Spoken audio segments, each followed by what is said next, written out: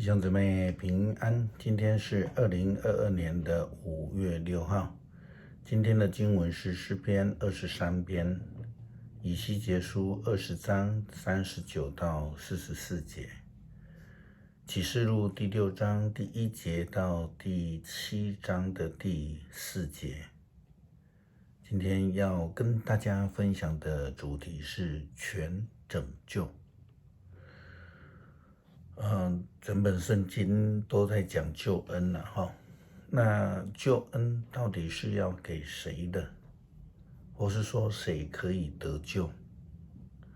那根据耶稣基督的说法，他曾经对法利赛人说，是那一些生病的人，是那一些罪人，因为他说，生病的人才需要医生。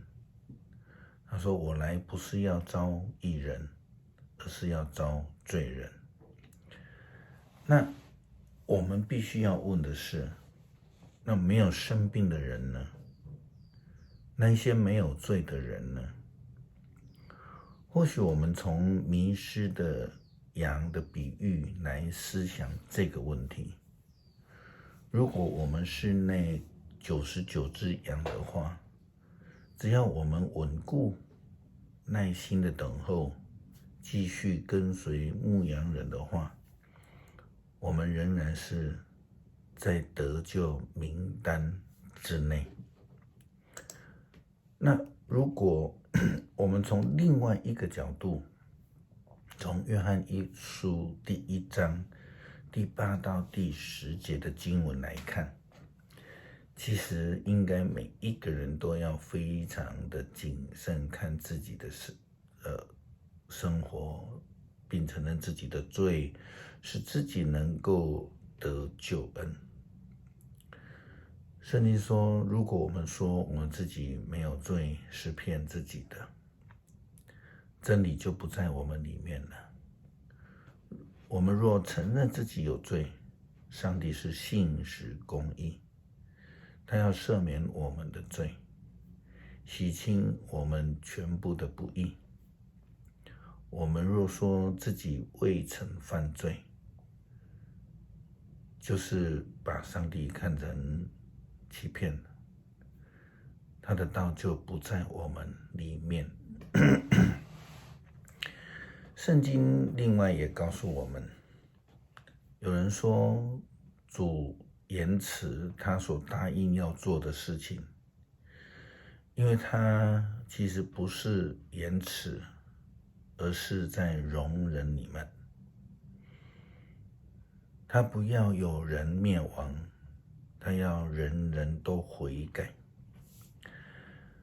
不过主的日子会像贼一样的忽然的来到，在那一日，这些天会在大的响声当中消灭，天体会被火来消融，地跟地上一切被造的物都要被消灭。既然这一切都会这样毁灭，你们应该要怎么样做人呢？你们的生活应该要圣洁、敬虔，要听候这个催促上帝的日子，要等候上帝的日子快快的来到。在那一日、那一天，这些天会被这个火来消灭，天体会被火来融化。不过我们在等候上帝所应许的是新天新地，在那里公义将要永远被建立。所以亲爱的朋友，既然你们在等候这些事情，在上帝的面前当尽力追求，让自己没有缺点，无可指责，来跟上帝和好。当将我们的主他的宽容当成我们自己得救的机会，这也是我们亲爱的兄弟保罗，他用上帝的智慧写信给我们所劝勉的。这是彼得的话，彼得后书3章9到15节。在这个经文的当中，有一段经文是我们所非常熟悉的，就是第9节，他说：主不像一般人所想的，他迟迟不实现他的应许，相反的，他宽容你们，因为他不愿意有一个人沉沦，却要人人都悔改。是的，也就如同今天的经文，先知以西结所传递上帝的话给以色列人这样说道，他说：所以所有的以色列人啊，你们自己当作主吧，继续拜你们的偶像，但是我警告你们，此后你们必须服从我，不再献祭给偶像来侮辱我的圣名。你们所有的以色列人将要在那块土地，在我的圣山，就是以色列的高山，敬拜我，我会喜欢你们，等着你们带公物、最好的祭品和神圣的物品来献给我。我把你们集合起来，领你们离开流亡的地方。我要接受你们馨香的生祭，列国也会知道我是神圣的。我领你们回到以色列，到我所应许你们祖先的土地之后，你们就知道我是上主了。我们之前也谈过了归回，在今天的经文里面也提到了。那我们说到归回的重点不是在故乡，而是在关系。所以基督徒应当重视的就是与上帝那个和好的关系。也刚刚我们也读过这样的一个提醒跟教导。今天的经文以西结先知所说的，就是这样在提醒我们，对于受选的以色列人、被掳的以色列人、成为基督徒的我们应当被提醒的是，99只羊啊，要稳住啊，但是不要以为自己没事啊，都很好啊，一定能够得救。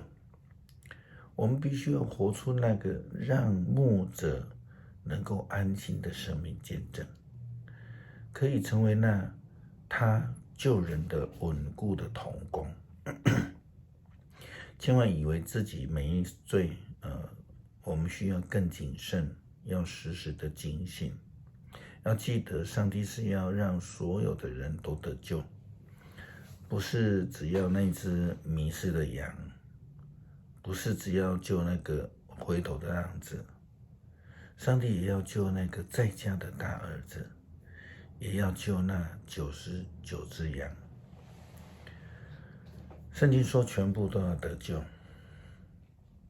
上帝对受掳的以色列人这样说，也对罗马统治下的犹太人这样说，也应该说今日也在对我们说。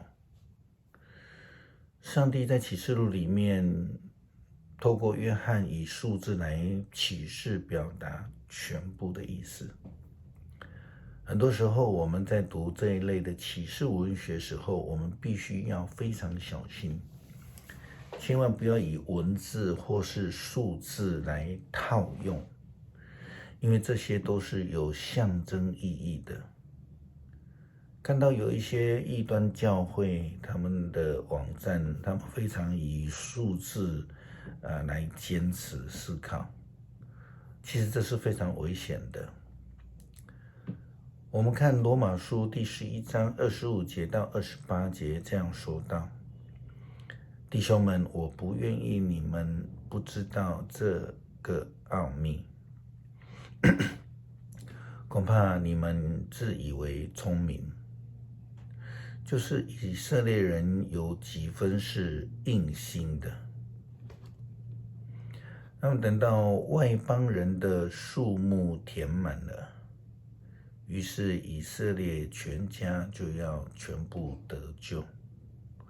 如同经上所记，必有一位救主从锡安出来，要消除雅各家的一切罪恶。又说，我除去他们罪的时候，这就是我与他们所立的约了。就这福音来说，他们为你们的缘故是仇敌；就拣选来说，他们为列祖的缘故是蒙恩蒙爱的。启示录所用的比喻就是12个支族所有的人数，12乘以12000，代表了全以色列人都要得救。那这个用在今天我们思想上帝的救恩的时候，以及我们刚刚也分享过许多的预言及证明，我们知道上帝的心意，上帝的启示是指的全部的人都要被拯救，因此上帝不要一人沉沦。诗篇23篇，上主是我的牧者，我亦无缺乏。他让我躺卧在青草地上，领我到安静的溪水旁。他使我心灵苏醒，他照着应许引导我走义路。纵使走在阴森山谷，我也不怕遭害，因为你与我同在。你用杖领我，用棍护我，在敌人面前，你为我摆设宴席。你待我如上宾，斟满我的杯。你的恩惠慈爱终身不离我，我要永远住在你的殿宇当中。感谢上帝赏赐救恩，并且应许将救恩赐给每一个你所创造的人。当我们了解了你的旨意，我们同时也领受了我们的呼召以及传福音的责任。我们不但要追求跟你有好的关系，也需要跟人有好的关系，才能得到你的救恩。谢谢主，祷告是奉主耶稣基督的圣名求，阿们。